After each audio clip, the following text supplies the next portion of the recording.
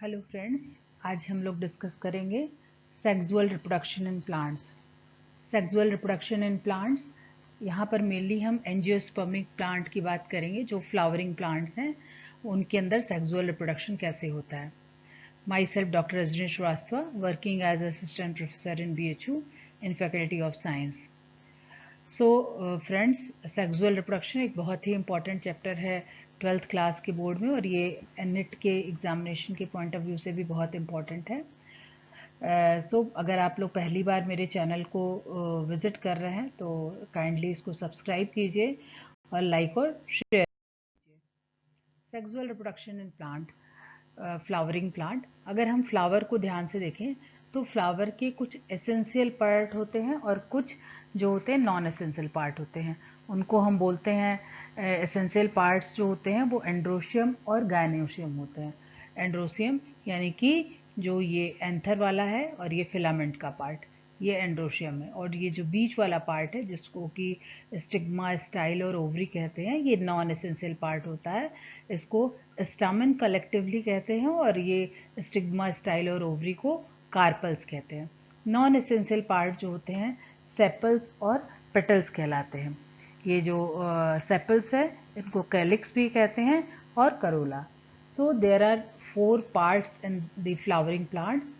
Calyx and corolla is non-essential, that is petals, यानी petal white means colorful। तो ये जो बड़े बड़े फ्लावर, जो पंखुड़ियाँ जिनको हम लोग बोलते हैं, देखते हैं फूलों में, वो हमारे पेटल होते हैं, because they are petal whites means colourful. और ज़्यादातर जो ग्रीन कलर के बाहर उनको घेरे रहते हैं उनको सेपल्स कहते हैं। तो इन 4 पार्ट होते हैं फ्लावरिंग प्लांट्स में, पेटल्स, सेपल्स, स्टामेन्स एंड कार्पेल्स। अब हम सेक्सुअल रिप्रोडक्शन की बात करेंगे प्लांट्स में। सेक्सुअल रिप्रोडक्शन का 3 पार्ट होता है फ्लावरिंग प्लांट में: pre fertilisation, fertilisation and post fertilisation part. Pre fertilisation part includes gametogenesis. Pre fertilisation part के 2 मेन पार्ट होते हैं, गैमेटोजेनेसिस और पॉलिनेशन।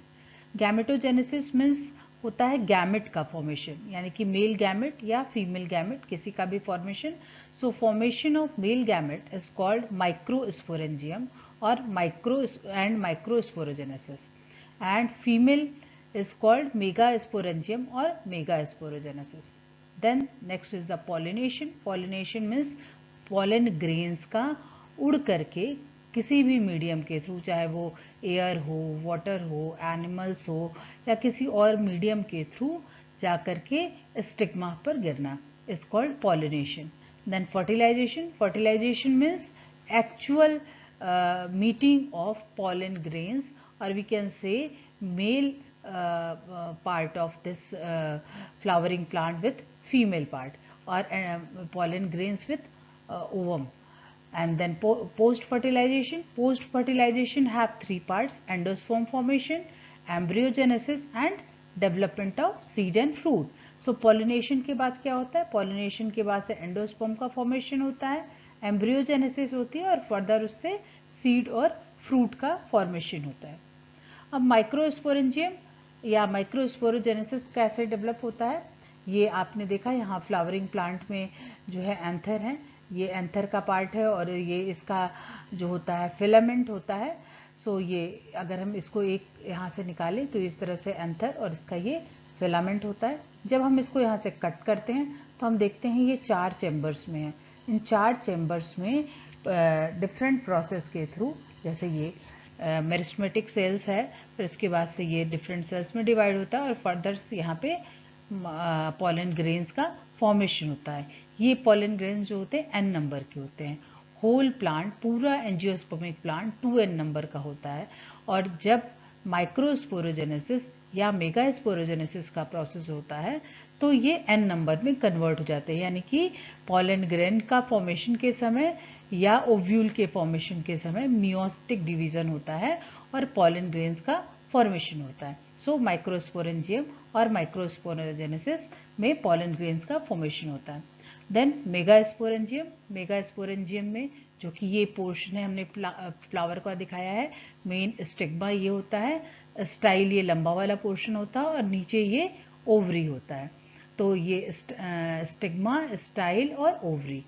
सो यहाँ पर स्टिग्मा स्टाइल और ओवरी जो होता है उसका फॉर्मेशन होता है, और एक्चुअल फर्टिलाइजेशन के थ्रू क्या होता है, पॉलन ग्रेन्स यहाँ पर आकर के स्टिग्मा पर गिरते हैं, और गिरने के बाद से कई सारे पॉलन ग्रेन्स स्टिग्मा पर आकर गिरते हैं, और उसमें से एक पॉलन ग्रेन्स का फिलामेंट बड़ा होता है और वो जाता है और ओव्यूल से फर्टिलाइज करता है।